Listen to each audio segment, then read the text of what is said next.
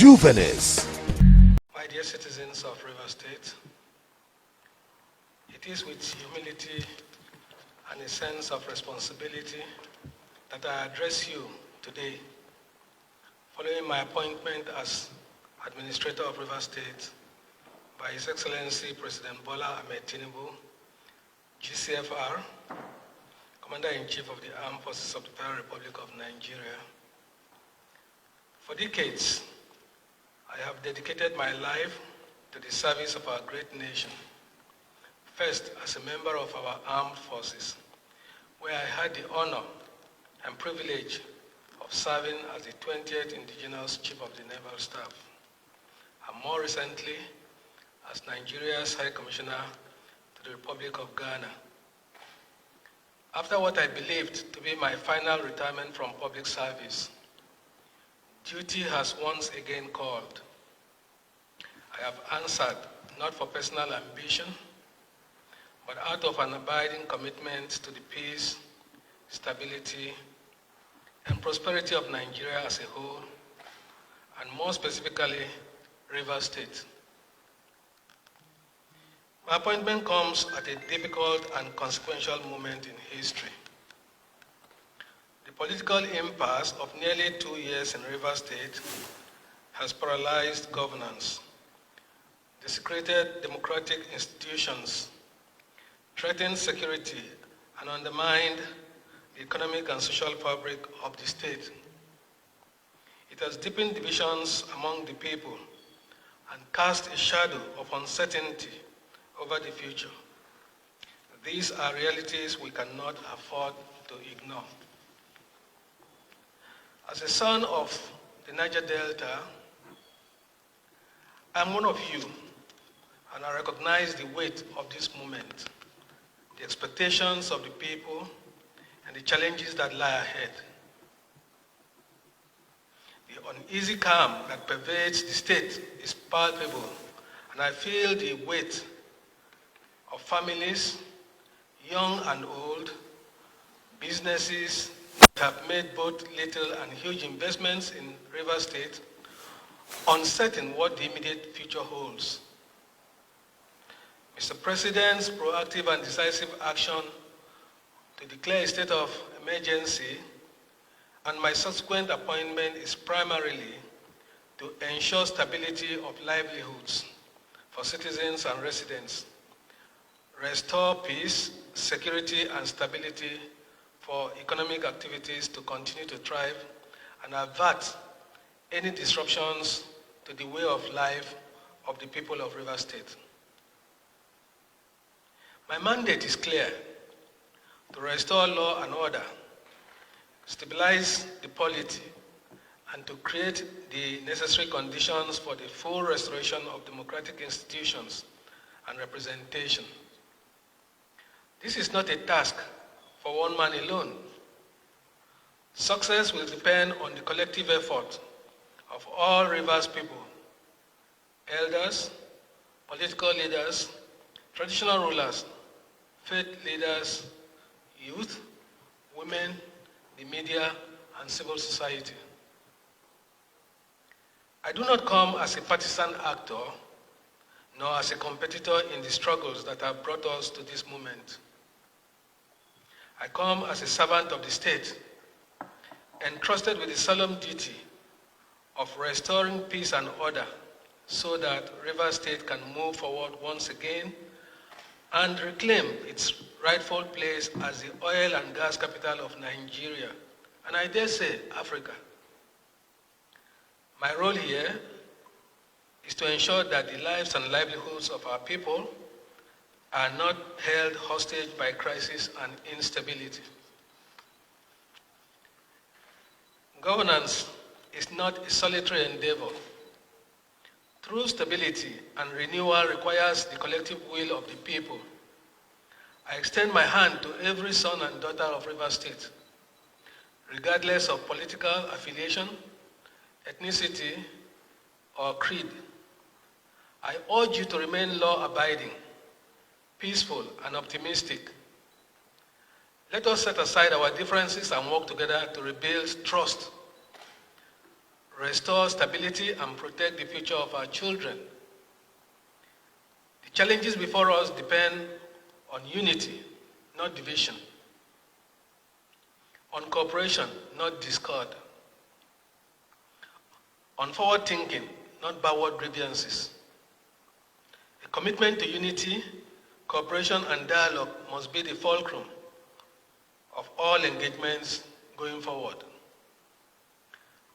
Destruction of national infrastructure in the name of agitation is something we in the Niger Delta have since put behind us. Through collective engagements, our people have become more aware of the collateral damage that comes with it.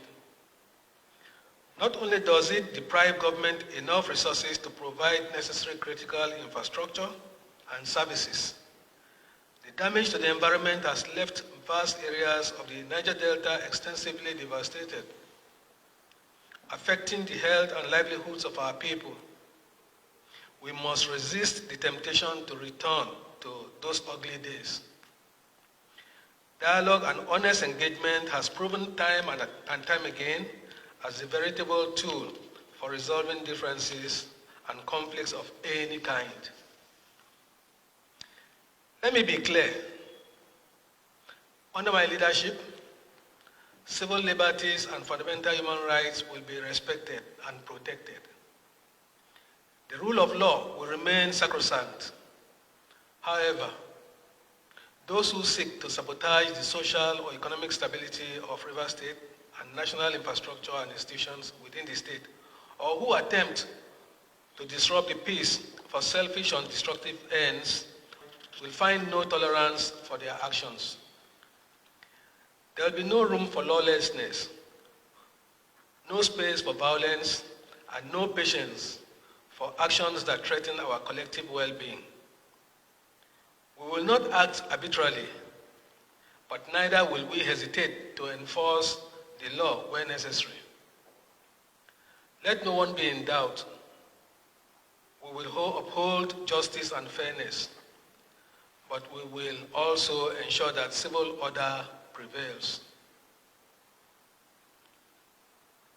I have just concluded my inaugural State Security Council meeting and taken additional briefs from heads of security agencies in the state.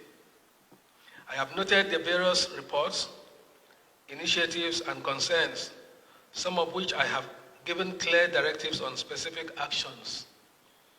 I have specifically charged them to remain neutral, respect the rights of citizens, and do all within their powers to maintain law and order, while collectively working to de-escalate tensions where they come in contact with such. In the coming days, we will move with deliberate speed to articulate a pragmatic roadmap for the next 6 months to ensure that every government bureaucracy is properly functioning. Agencies providing services to citizens and residents are doing so and engage stakeholders as mandated by Mr. President. Our objective will be clear: to restore normalcy, to rebuild public trust, and to lay the groundwork for a stronger and more resilient, democratically governed Rivers State. I ask for your understanding and cooperation. Above all, I ask for your faith in the possibility of a better future, one built on peace, stability, and shared progress. I want to thank Mr. President most sincerely for the confidence reposed in me and for entrusting my humble self with this delicate national assignment. Worthy of thanks are the leadership and members of the 10th National Assembly who have graciously approved Mr. President's state of emergency proclamation for Rivers State. The approval gives full effect for my appointment as administrator of Rivers State. I will draw on my training, knowledge, experience, and dedication to ensure that the essence of this historic decision is achieved. I will have to work closely with the National Assembly under the guidance of Mr. President. Consequently, I hope to continue to count on their support and cooperation throughout this assignment. While While abiding faith in God, together we will overcome these challenges. Together we will restore the dignity and the greatness of the Garden City, Rivers State. May God help us in this onerous task. May God bless Rivers State, and may God bless the Federal Republic of Nigeria. Oh, you done already. I'm sure you liked it. Please leave your comments, like and share this video. More importantly, please click on the thanks button so that you can support Jovenis TV to enable us create more content like you. We appreciate you. Thanks for watching. It's just, it's unique, it's versatile, it envisions, it's newsy, it inspires, it suits, it's Jovenis. A dual glossy magazine with educative and entertaining columns that reports contemporary issues, events, tells about individuals who can inspire positively, showcases latest trends in fashion, circulates all around Nigeria, Ghana, South Africa, London, and USA. Jovenis is published bi-monthly by Peanuts Communications Limited. For enquiries, event coverage or advert placement, call 0803 360 8271, 0805 787 1199. Jovenis Magazine, inspiring the young at heart.